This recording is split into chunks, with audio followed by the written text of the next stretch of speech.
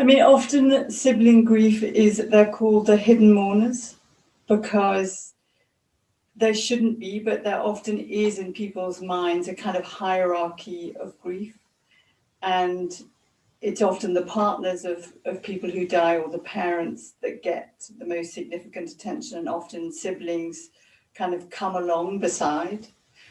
And I think often siblings don't legitimize themselves about how significant a relationship it is. And of course, it's an unbelievably significant relationship because it's their first relationship apart from with their parents. It's the person they knew first, that they knew best.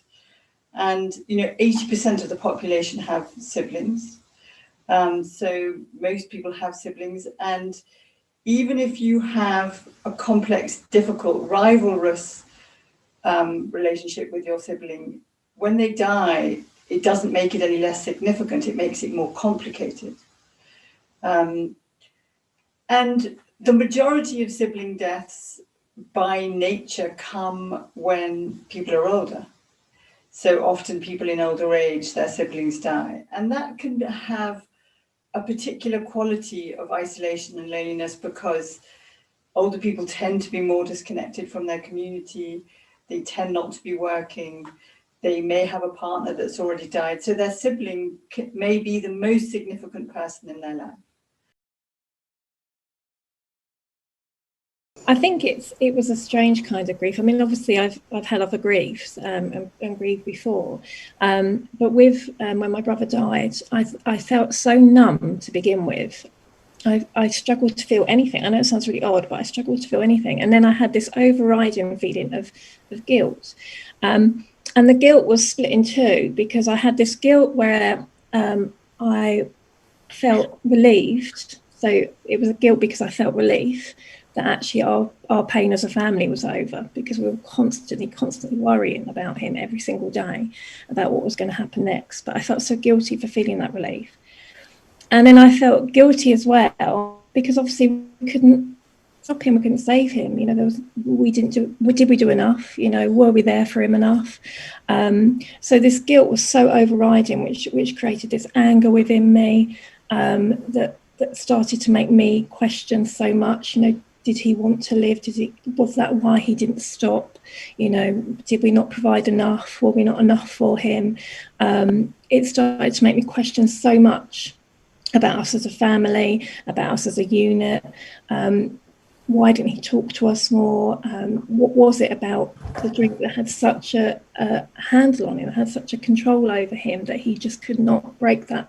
Even though he hated it, he hated drinking, he even said at the end, he didn't even like it, but he needed it, if that makes sense. He didn't like the person he'd become. I couldn't understand. So at the beginning, especially with my grief, I had a lot of anger and a lot of guilt, and that made me quite a bad person. Well, not a bad person, but quite a shut down person. I found it quite hard to talk about it. And I remember I was drinking, I was going out because I was quite young then, I was in my early 20s, and I was drinking quite a lot myself, thinking, maybe this is the way, maybe I should drink. And, it was just exhausting. It was an exhausting cycle, I think, of trying to understand his thoughts and feelings and trying to understand and process how I was feeling as well. But I really do think that main feeling was guilt. I think that's what it was, absolute guilt. And I still feel that now. I still feel now, I kind of feel guilty that we didn't help more. Could we have done more? But I still feel guilty sometimes when I think, oh, actually, we've been pulled through so much as a family, there was that sense of, oh, it's over now, and that's an awful thing to say, isn't it? Absolutely awful thing to say. But, that guilt will always be there within me, always. And I think this would be true of all relationships. I think when it's a complex relationship, the devastation is equal because now finally there's no hope at all of repair. So while your sibling is alive, you can kind of reject them and decide not to phone them because they've annoyed you, or you've had this fight about your mother's mirror, or you've always fought each other, whatever it is. But it's with the confidence that if you decided you wanted to contact them, you could contact them. And that then you could fight for the relationship and try and repair the relationship. Once they've died, you're left with all the baggage of all of those arguments and all of those opportunities for repair that you can never go back and make good. So not only are you grieving the kind of life and the presence of the person who is in your family, you're grieving the multiple losses that the relationship had that you didn't take. And I think the thing that I see that happens, that I work with people to try and repair, is the kind of self-attack. So they turn it on themselves. Like, I'm a bad person, I'm a terrible sister or a terrible brother, I hate myself, and I hate my brother that's died, that's done this to me. I hate him even more now. I think often the fury with the person that's died gets ignored in grief. I mean, I see it so often, a kind of visceral fury for being left with the pile of kind of rubbish that you don't want to be dealing with. We've always been really honest, open with Holes about everything that happened. She knows, every detail. She was there with him. We don't hide anything from her. Very same as you.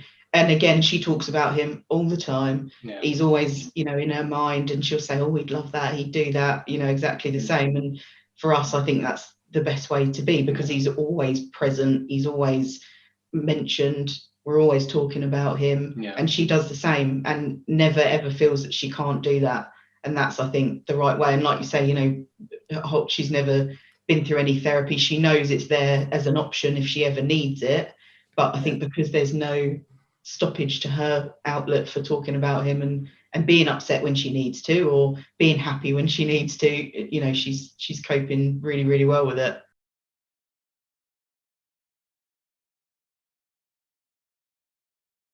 I feel that, grief is something that is so personal to each and every person, and I never like to say to someone, this is exactly how it's going to be. The only thing I always say to people is that time is the only thing that I can give you to say that in time, in your own time. It may be today, it may be tomorrow, it may take 10 years, it may take a lifetime, but there will come a time where you'll feel a little bit better than you do today.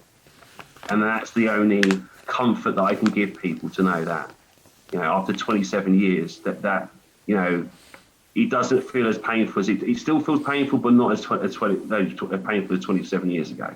As I said, over time, I've realised that, there's different elements of grief that you go through, and I still don't believe I've been through all the elements completely, and I don't think I ever will do, because I feel a sense of, with death, losing someone, if it's of natural causes and that they've led a beautiful life and they've just come to the end of their time, you can accept that. There's a way of processing that. But when someone's ripped from you, no right reason, no reason where you can go, okay, that's it makes sense. If you can't make sense of the loss, then that compounds it even more. That's what happens. Sure. And that's the bit that's hard to deal with. And as I said, I don't think I'll ever completely deal with it. I don't think I'll ever completely get over it. It's part of my life. I learn how to live with it. I have good days, I have bad days. And when I have my bad days, I try to find people around me to help and support me through those.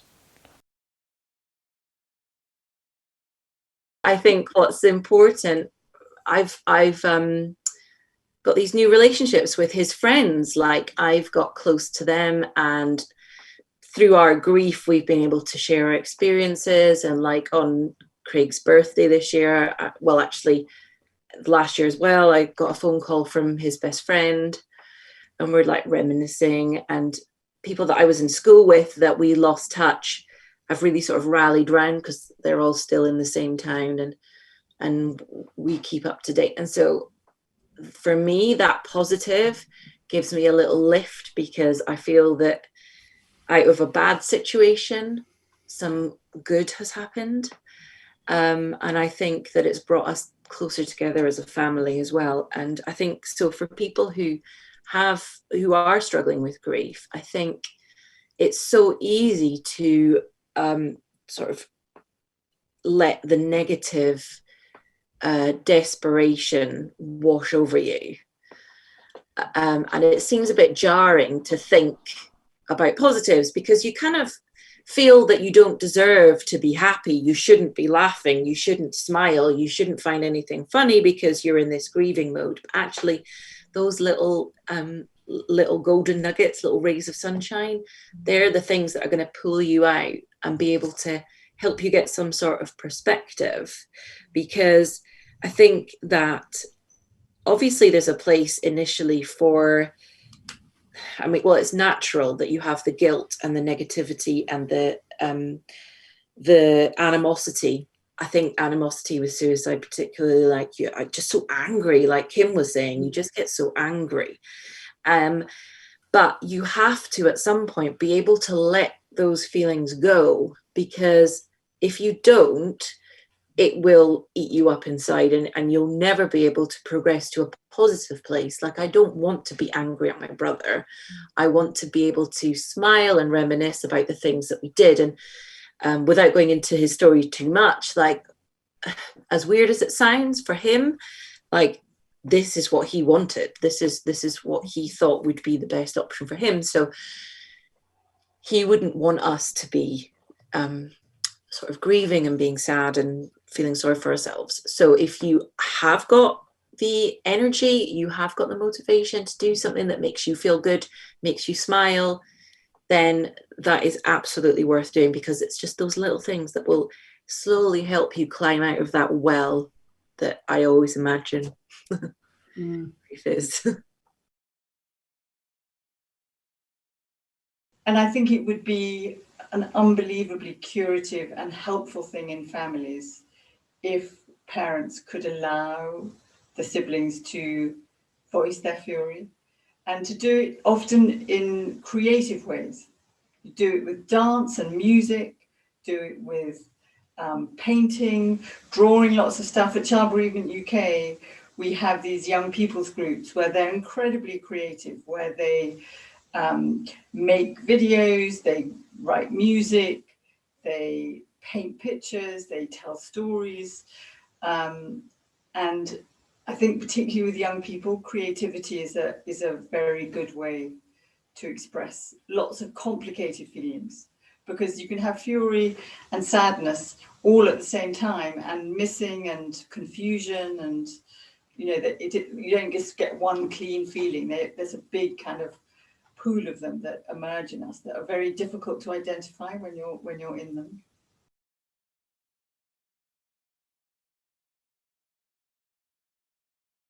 So in losing Stephen in such a horrific way, and then in all the injustices that happened along the way, we was always mindful that the legacy, that's what we want to leave with the world, that for them to understand that Stephen was a beautiful person.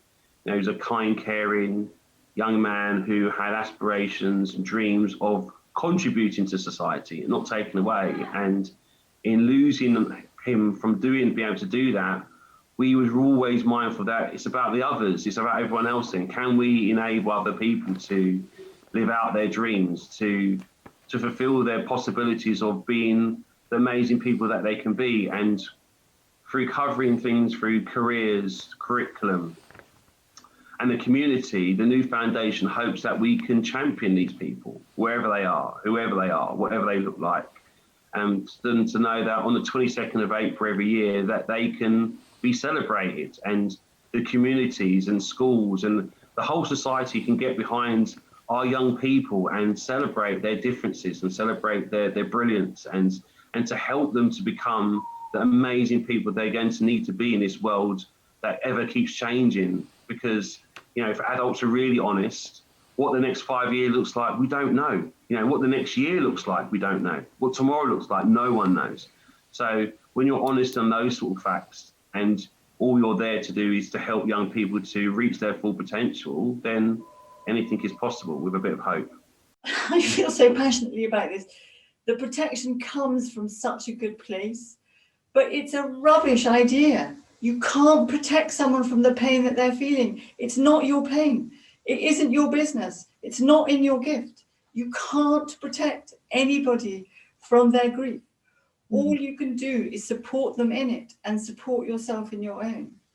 And supporting means the medicine of strong love, daring to love and miss your sibling that's died, daring to voice that, express it, say it, shout it, and allow your parents to say it too, so that you do it together and not apart.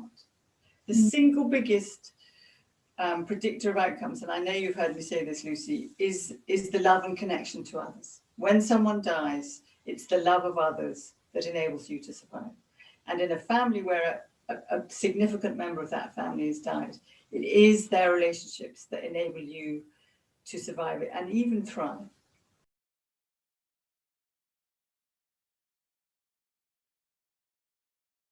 It's how you think. It's like what you allow your mind to do in a way. And I have learned to, you know, my sort of self-talk is very is compassionate, and, you know, but I talk to myself like I would talk to a toddler that I'm fond of.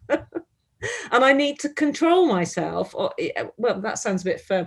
I need to kindly put up some boundaries so that, you know, so that I don't spend my entire life sort of sitting weeping by the side of the road drunk because I can't get over the fact that my brother's not here to walk the road with me, you know. Because see, I'm still, it's not that it's gone away and the sadness will always be there, but, and it's definitely not about repressing anymore. I don't repress it. I allow it. I allow the sadness. But equally, if my mind starts to, you know, tumble, go in circles. I do now have lots of strategies for thinking, okay, this isn't going. Well, I like the way you say you wait for the weather to change, you know, that in a funny, I mean, it's a nice metaphor, I think, for when we hit dark periods and bad weather, of kind of holding tight, staying firm. And I think with grief, you say really important things, you know, that time doesn't have magical properties, that it's what you do with time. And I also like, you know, you write different letters. You write to your brother very beautifully. You write to your son, thinking about if you should die. You know, you kind of model ways of living with grief or anticipating one's death. And I think your words of wisdom back to your young self are very beautiful. You know, you recognize her urge to escape pain and try to resist it. But I think my favorite of all, because you use the grenade and the guillotine as these moments of life which explode, which separate the before and the after. But when you say to your young self, you know, and to anybody really who's grieving, there's a world on the other side of the guillotine. It's not the one you know, and the undamaged version of you is lost in time, but there's a life to explore, and a new version of you is waiting to walk into it. That is nice, isn't it? It is nice, isn't it?